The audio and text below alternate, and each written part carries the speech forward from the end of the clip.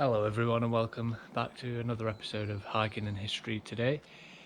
As you can see, it is very early. It's just gone 5 o'clock now in the morning.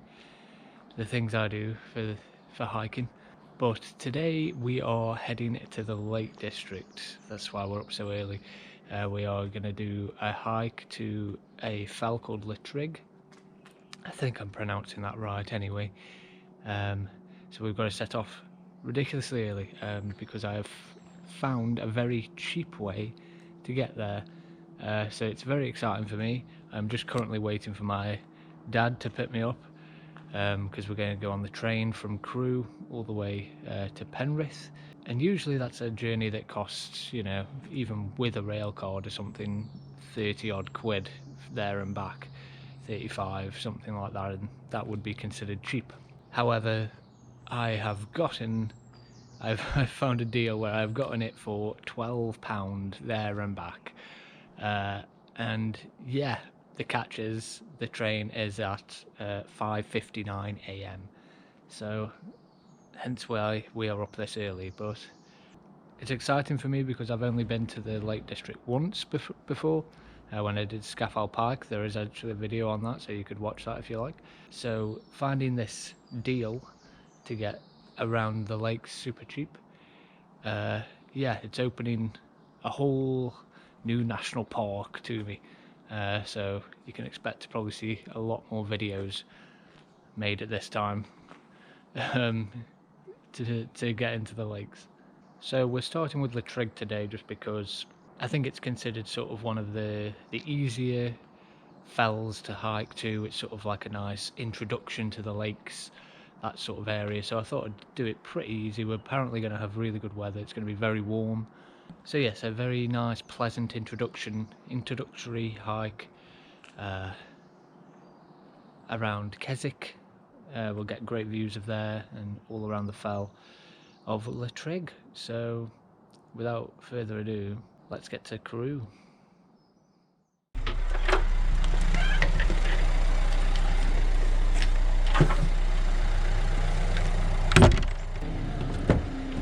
Oh yeah, you're right. How are you feeling? Not bad. I'm actually not bad. I had like a decent sleep, weirdly. I feel that thing in, and although I did it went, but there was a couple of things like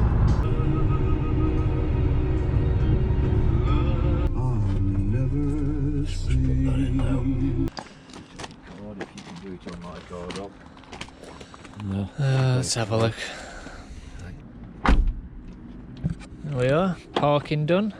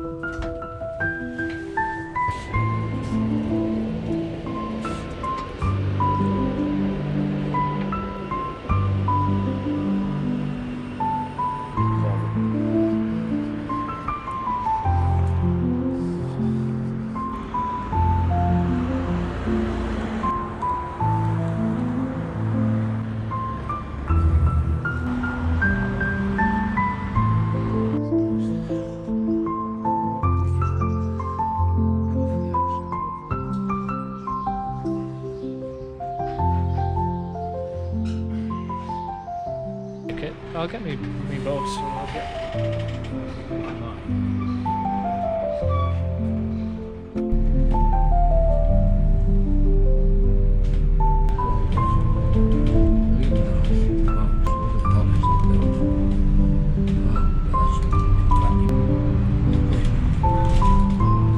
It is very. I think it's Richard III. I think has something to do with it. I'd have to look it up.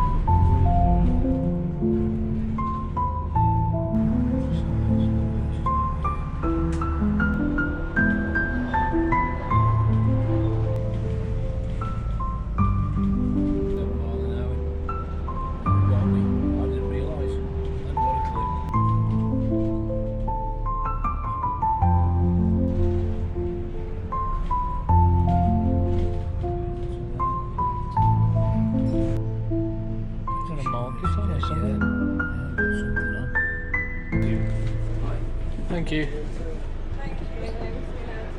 Oh, great. Yeah, gorgeous place.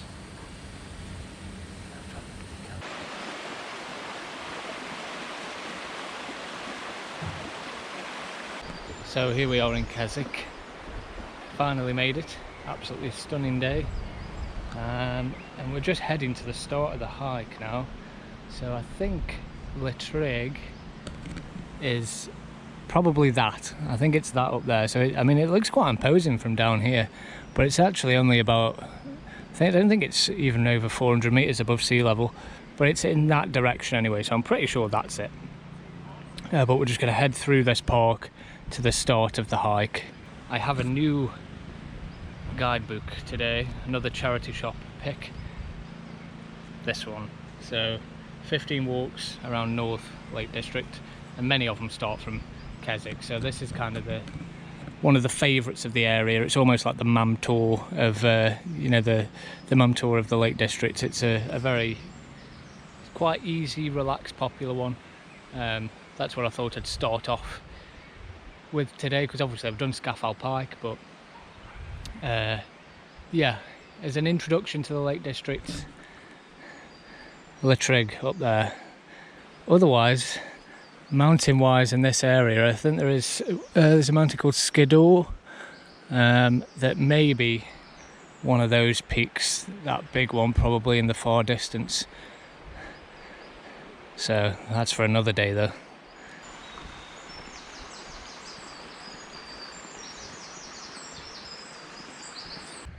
I think I can see someone on the top of it. That's Latrigg. I think so anyway.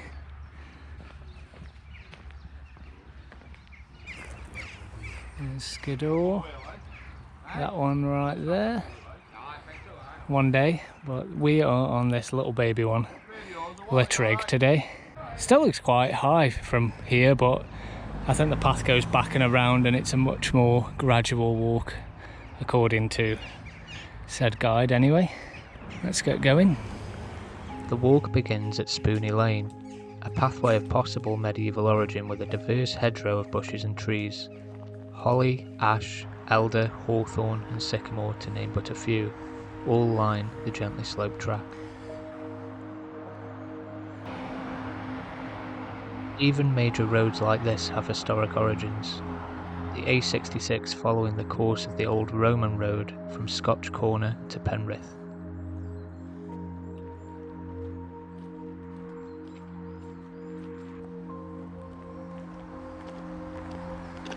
According to the guidebook, this track was built in 1800 to allow farm machinery up and down the slopes of Latrigg.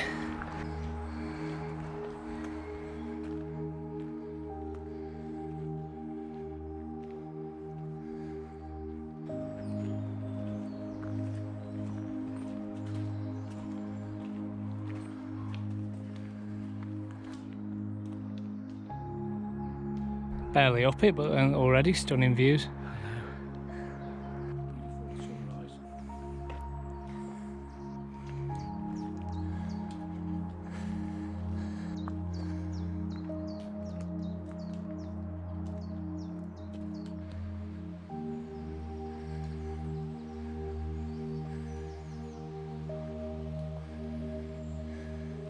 Yeah, it's not prefer Yorkshire really, but that is the Yorkshire. The path continues uphill, heading through a mature spruce plantation until you reach an S-bend. Here, the track begins to level out.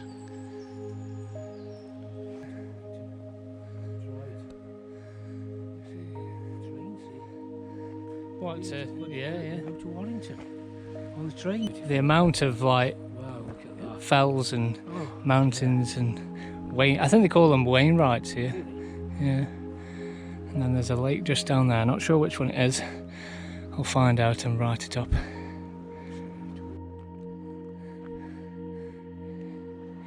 So that's Skiddaw, either this here or maybe just a little peek behind. And then you've got a lake over there. And then we've got the Derwentwater lake just here as well, just peeking, but we'll get a better view because this is Latrigg, so we're going to circle round and come back to the top. In 1887, priest and activist Hardwick Rawnsley led over 2,000 people on a mass trespass along this path after the route to Latrigg was blocked by landowners. It marks one of the first successful stories in the fight for public rights of way. As you can see with the people ahead, it's a very popular walk.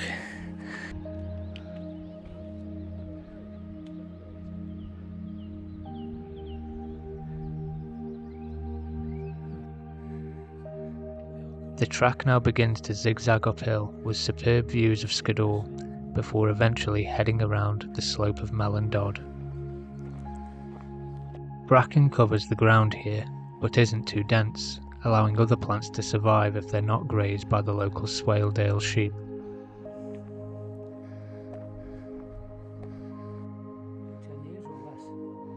Maybe a bit less. Now 65, so Yeah, it's a little bit less, yeah.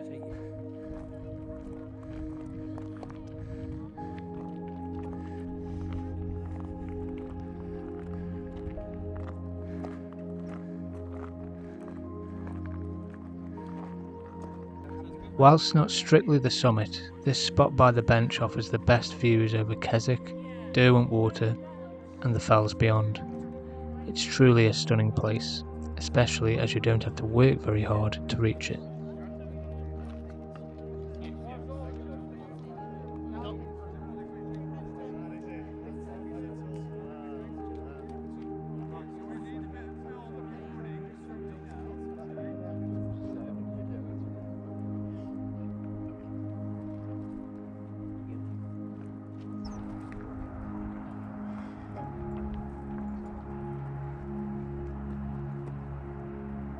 After admiring the view, the path turns abruptly left towards the true summit of Latrigg.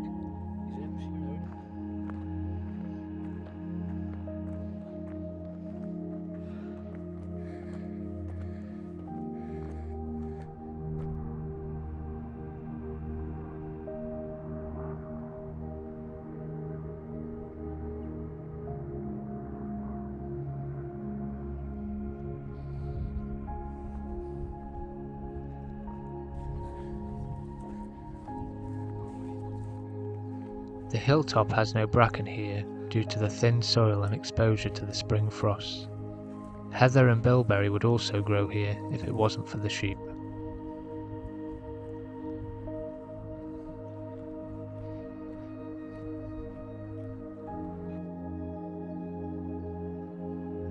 The descent is especially gentle and pleasant, giving you the opportunity to truly admire your surroundings and maybe make a little friend along the way.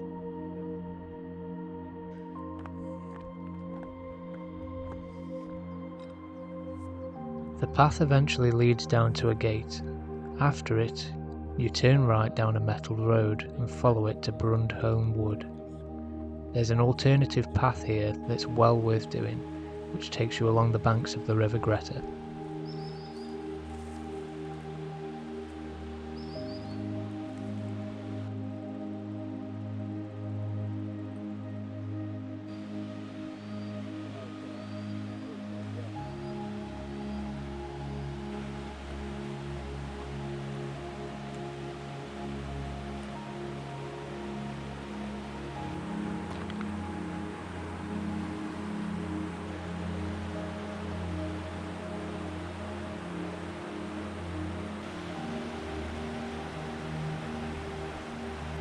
We stayed at this spot for a couple of hours and had food and a swim.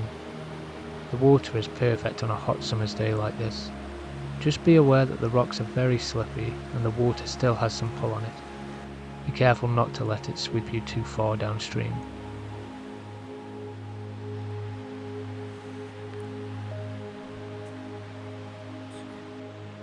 The woodland here is mainly birch, which needs plenty of light to germinate. It's often called the Lady of the Wood for its slim and graceful trunk, but is considered a weed by foresters due to it being worthless as a timber crop.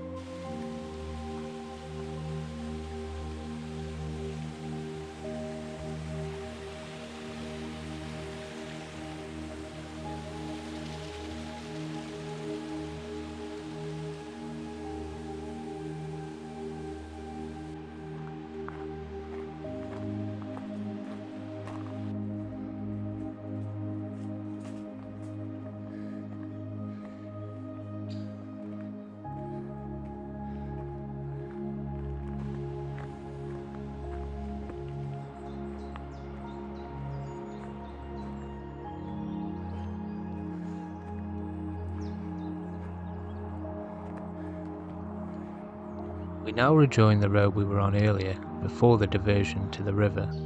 Somewhere to the left is a place called Forge Brow. It used to be a smelting furnace during the reign of Elizabeth I, and may have even been the largest in Europe at the time.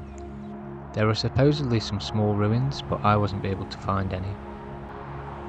After crossing the A66 again, you come to some buildings called Old Winderborough. They've housed the stables from as early as 1594.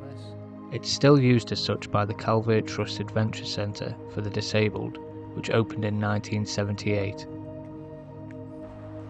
Finally, the path winds down a shaded avenue, past fields and farmhouses, until you end up back at Spoony Lane, completing the circuit. I'd highly recommend this walk. It's relatively easy going, and you get a lot out of it. Thanks for watching, and I'll see you in the next one.